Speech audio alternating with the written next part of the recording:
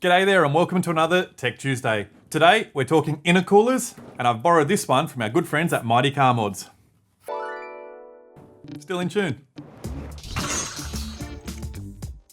We all know that engines like consuming cold air.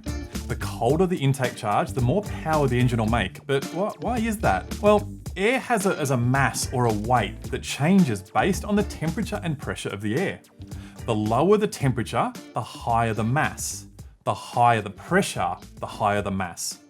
At 15 degrees Celsius and at sea level, 1 litre of air weighs 1.225 grams. Of that, about 0.245 grams is oxygen, the stuff we want to cram into the engine. The rest of it is mainly nitrogen. We also need that because that's the stuff that expands once we make an explosion in our cylinder. In order to get more air, thus more oxygen and nitrogen into the engine, we either need to compress the intake charge, so to super or turbocharging, cool the intake charge, or both. This is where things get tricky. The process of compressing the air also heats it up. So we need to cool it before it makes its way into the engine. Enter the intercooler.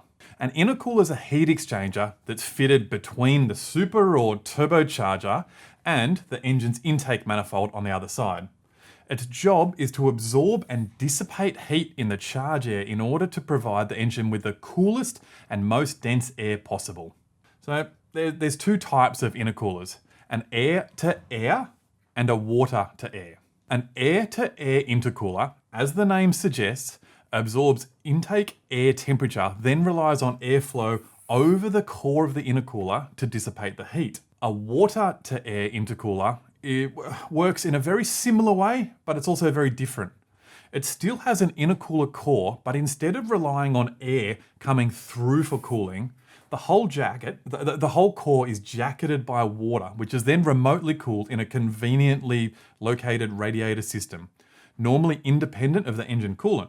Water-to-air intercoolers work really well when fitting a huge front-mount intercooler is not really convenient or possible in your application. This method can also help in reducing the overall piping length of the intake system. The downside of a water-to-air intercooler system is that they are much more complicated, with a lot more components than the simple air-to-air style intercooler system.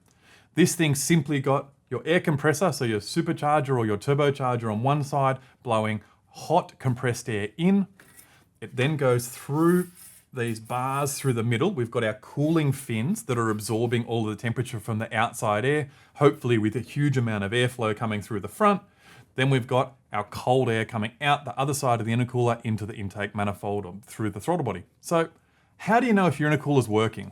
And if it's any good? There's two parts to this: temperature drop and pressure drop. It's not uncommon to see charge air coming out of a turbocharger at a temperature of 100 degrees Celsius or more, then going through an intercooler, which could drop the intake temp by more than half. So you might end up seeing 30 or 40 or 50 degrees Celsius on the other side.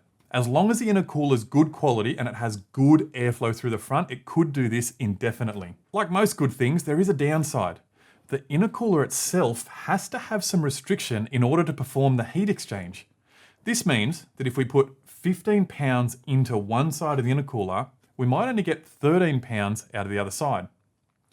And there's also a little bit of magic happening there as well. In dropping the air temperature across the intercooler, the air density is increased, so it becomes thicker, which results in a pressure drop independent of the intercooler restriction. All in all, when someone tells you that their intercooler has zero pressure drop but does a great job of cooling, ask for some data to back up that claim. A pressure and temperature sensor before and after the intercooler will give you the data you need to determine if your intercooler is working efficiently and make an informed decision as to whether an upgraded intercooler would benefit you in your particular application. Thanks for the company. Catch you next Tuesday.